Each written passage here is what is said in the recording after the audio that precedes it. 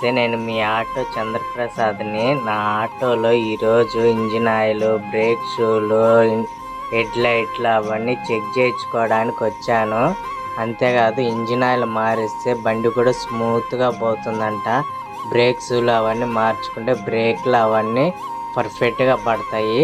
ఈరోజు engine oil check చేసి మార్చేది ఎలాగో మేము మీకు చూపిస్తాను, చూడండి.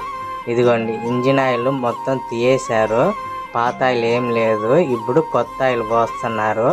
పాత ఆయిల్ తీసేది వీడియో తీద్దాం అనుకున్నా, కానీ ఎందుకులే లెంత్ ఎక్కువైపోద్దని కొత్త ఆయిల్ పోసేది మాత్రం చూపిస్తున్నాను. ఇదిగోండి, ఈ పని ఉంది కదా, ఆ పనులో నుంచి ఈ పైపులో నుంచి ఇంజిన్ ఆయిల్లో బాద్ది.